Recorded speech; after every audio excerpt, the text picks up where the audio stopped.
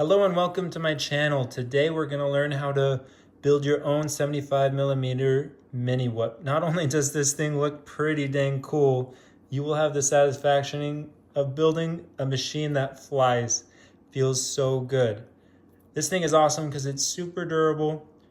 It's going to be under $75, which there's not really any brushless mini whoop out there that you can get under $75. So you will save some money. It's durable, and you're gonna learn how to fix your drone because anyone in this hobby knows you're eventually gonna be breaking your drones. And here it is, every single thing you'll need to build a 75mm whoop. I think anyone getting into this hobby, a whoop is a super good first build, first drone, just because it's so indestructible. You can crash these things over and over and over. And what I did is what I would not recommend. I built a 7-inch FPV drone first. It is broken right now. They're just harder to control, not good to learn on. But whoops, they're cheaper. They're super indestructible. You can fly them inside when it's rainy and just practice, practice, practice. So today we're going to be showing you how to build this budget 75mm whoop. So I'm going to start with the frame. I'll be showing you every single step along the way as well.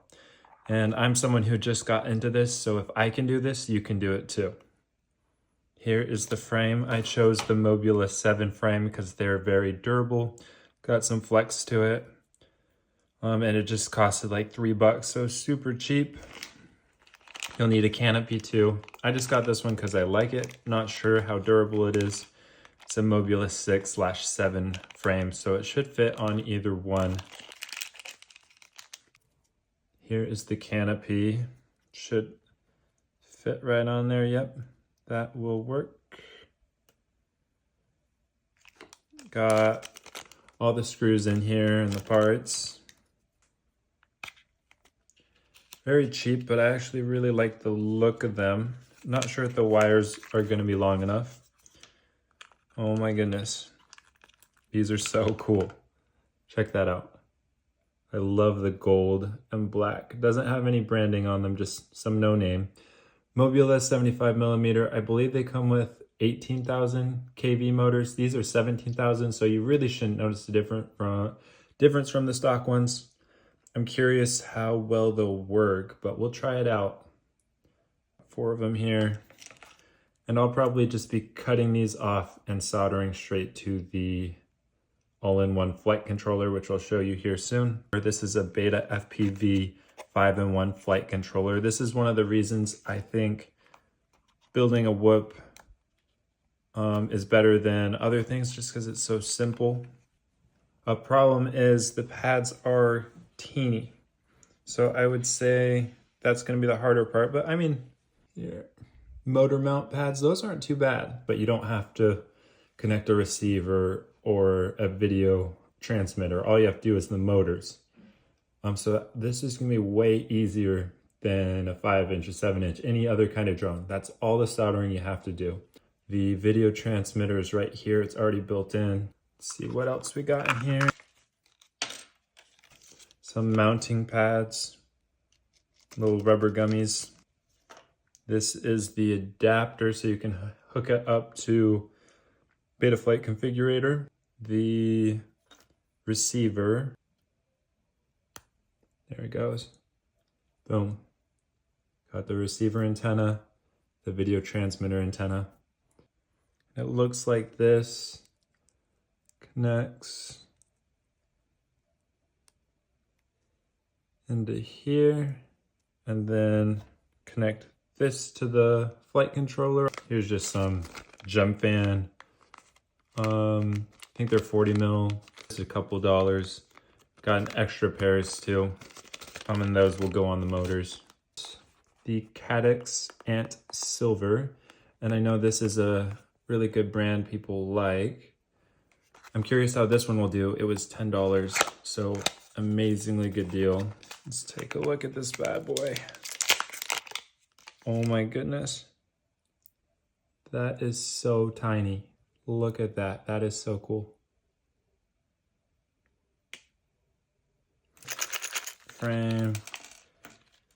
Got some wires here. I believe the camera goes here. So it looks like these plugs won't work.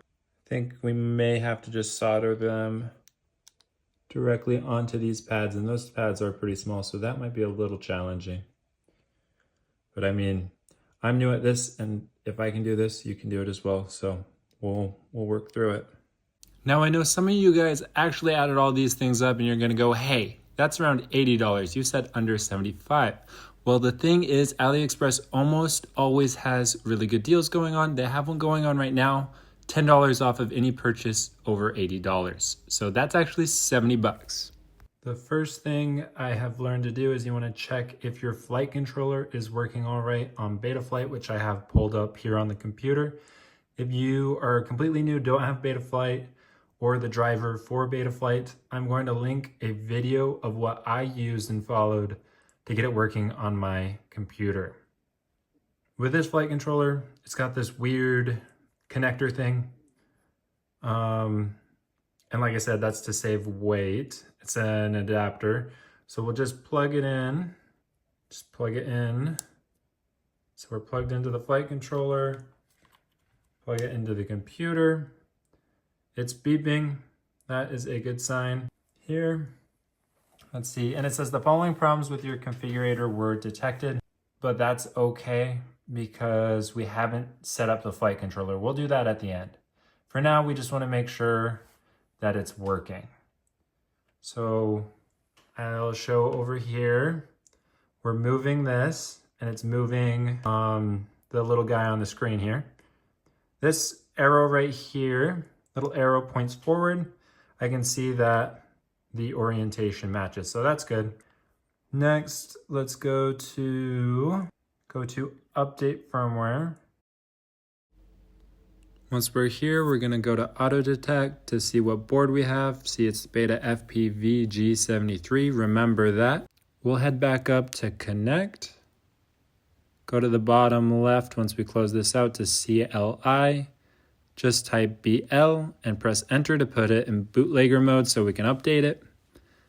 Now we're gonna wanna click update firmware because we're in the right mode. Choose a board.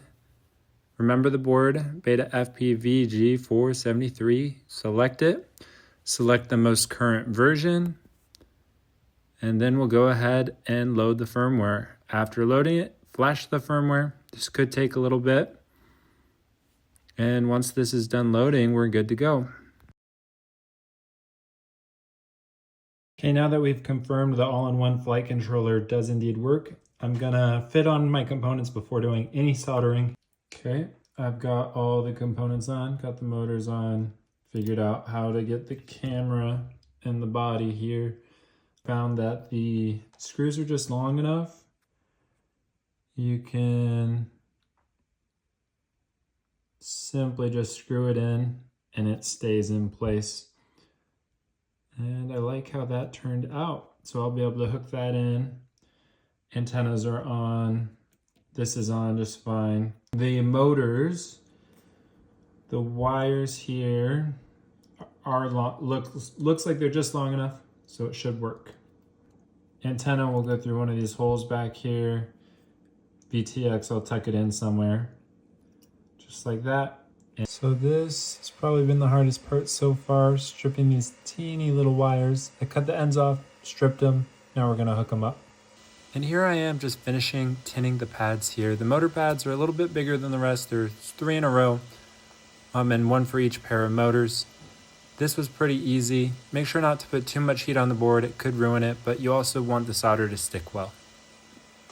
I also tinned the wires to the motors, and then you simply just have to line it up and put a little pressure with your soldering iron, and they'll come right together with an awesome bond, just like this.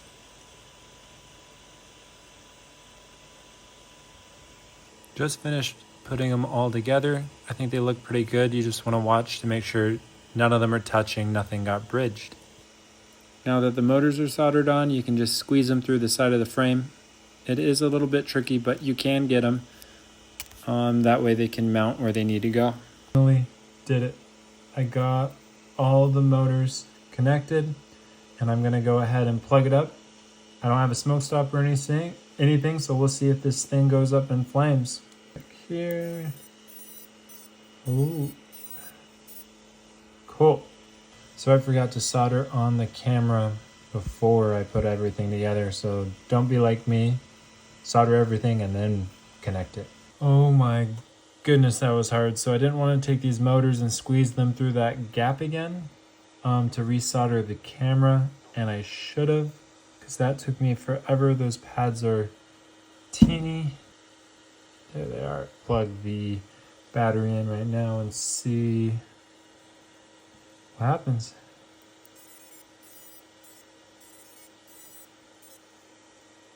Well, it looks like it's good. I got my goggles here, so we're gonna make sure that the camera works.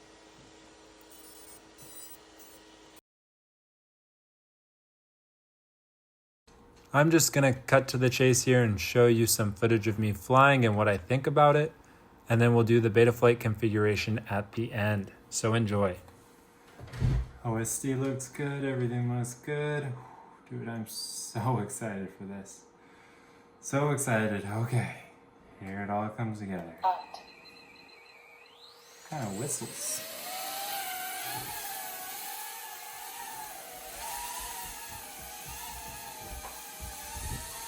The colors are really vibrant. Like, I don't know, almost too vibrant.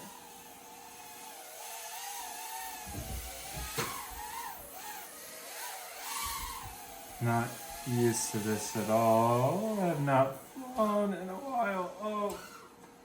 I don't even know if I should do this, but I'm just gonna send it. So that wind you were hearing in the background is 25+ mph gusts. I thought it would be a great idea to take the little whoop out in it and see how it does. Because one reason people like 75mm versus 65mm whoops is they do better outside. Now, I don't really recommend flying whoops in this kind of wind, maybe 10 miles an hour, 15 miles an hour max. But it did really good. Fun little pull dive.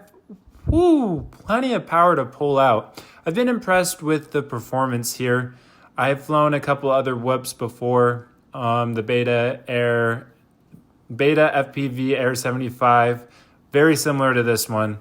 And the Mobula 6, which is ultra agile. And this is also very agile. Ooh, big gust of wind.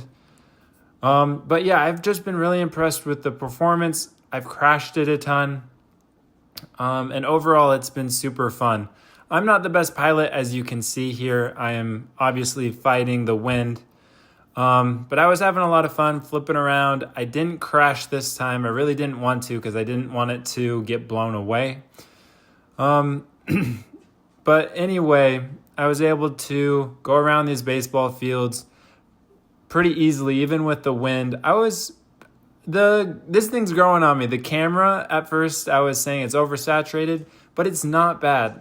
With analog whoops, you just have to get used to not the best quality, but you just got to remember, this is a $10 camera, and I think it's doing really good.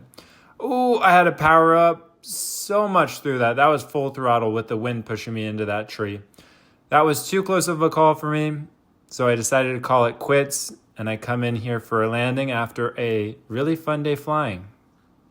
Before we can actually start in Betaflight Configurator, we're going to need to bind our radio and our drone. I'm going to show you the easiest way to do it, but if you want to set up a model in the radio or you have any problems, I'm going to link a great video in the description that'll walk you through everything. And that's what I used to set up my first model. So we're going to turn on the radio here. Welcome to HTX. Throttle warning. Flight mode acro. So we have it on. You're going to click model. And so I've made a couple different models in here. I believe if you have this radio, there should be one just called Pocket, and that should work. But I do recommend watching this other video, setting up your own models on your radio, because you can add voices and stuff, which is really helpful. But I will show you with the Pocket. So I'm just going to select that model, hit return, go to system, express LRS, There's a lot of different things in here. We're just going to scroll down to the bottom where it says bind, stay there. And then you simply need to touch the connectors so that it turns on. Then you're going to unplug. Do that 3 times, and on the 3rd time, you're going to leave it plugged in.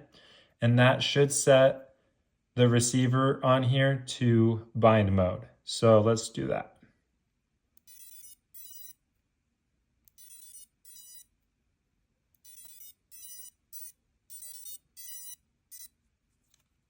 Okay, go to bind on your radio. Should be binding. Hold down return. And so these 3 bars means it's connected. We'll go into Betaflight Configurator and we can test if it's actually binded. Okay, we're gonna finally get into Betaflight Configurator, set up the drone, and it should be good to go. Just wanted to show you, I have a fan here. So if you're gonna have a battery hooked up to your drone for any prolonged period of time, you're gonna want to be ventilating it. Because normally you'd be flying around and that is enough to cool it off, but these things will overheat pretty quickly if you're not ventilating it. So I got a fan blowing onto it, and that should do the trick. Go ahead and connect to Betaflight, close out of the warning. I'm just gonna methodically go through the tabs on the left here. We'll look at ports first to double check everything looks good. Serial RX is in UART3. VTX is smart audio, that's all good. Configuration, we're gonna turn off the LED strip and then name our craft. Change the arm angle to 180. This will allow you to arm your drone at any angle, or it should. And then we'll save and reboot. We can close out of the warning again. Gonna go to power and battery. I like warning cell voltage 3.2 to 3.15. I forgot to hit save, but you'll want to do that.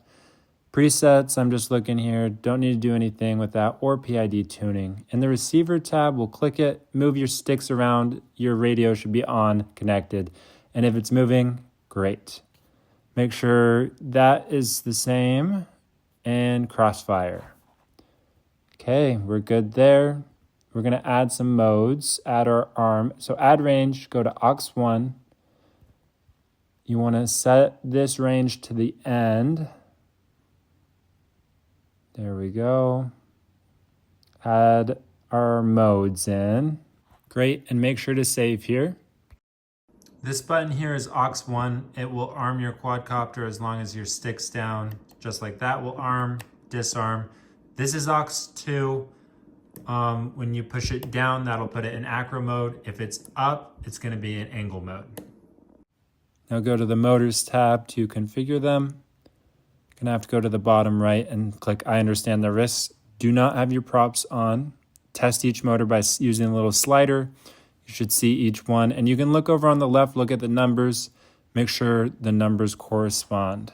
So mine were all good, but I'll show you how to change them if they don't.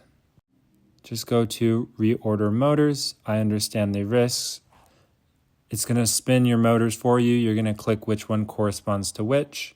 Once you've clicked all 4, you can simply push save and they'll be put in the correct order. It should then reboot. You'll go back to the motors tab because we need the motors to spin in the correct direction. It's okay if they weren't spinning in the correct direction. Understand the risk, go to the wizard, start and spin the motors. It'll spin all of them. You can feel if they're spinning the correct way. Just look at the diagram, make sure they're spinning the same way. Click on the little number to change the direction, and that's it. That'll automatically save, so you can close out of it. You can recheck your motors if you want to. Now I rebooted and we're going to be going to the video transmitter tab. There's nothing here, so we need to load it in. This is something that can be really tricky to find. It's called the VTX video transmitter tables. I'll show you how to do it. You're just going to search Betaflight configuration VTX files. This VTX has Smart Audio 2.0. So you're going to click on that one. It'll come up with this. You just need to copy all the contents and then head back over to Betaflight. See, I copied it here, beta flight, load from clipboard, and boom, you have the tables in, and those should be correct. The problem is, you can see I'm adjusting the channels at the bottom. Those aren't correct. After a ton of research, I was able to find out what the correct values were. You can just trust me on it or not, but I know these are right. So just follow what I'm putting in here, and you should be good. Make sure to save after this step. I didn't actually hit save. I came over here to put the band and channel in. I do erase band 1 and realized I needed to save. So I saved it, which updated the power level. Come back in here and pick whatever power level you want to run at. I chose the 100, but you could do more if you feel like you need more, and hit save again. That should be it for the VTX tab, and we can go to OSD. This is what you see on your screen. We're going to switch it from HD to NTSC because this is analog. Then you're going to pick the options you want. I'll let you go through, experiment what's on the screen. This is totally up to you. It is, once you get it on the screen, it's pretty annoying to move it around. So I'm going to speed up through that part. Some things I like to do is like core temperature, fly time, battery voltage is a good one because you don't want to run your batteries too low. That'll damage them. Anyway, go through, pick out which ones you want, and then you're going to move them around just by clicking and dragging. And once you've done that, ta-da, you are good to go. Just don't forget to hit save and disconnect. Then you should be able to go fly.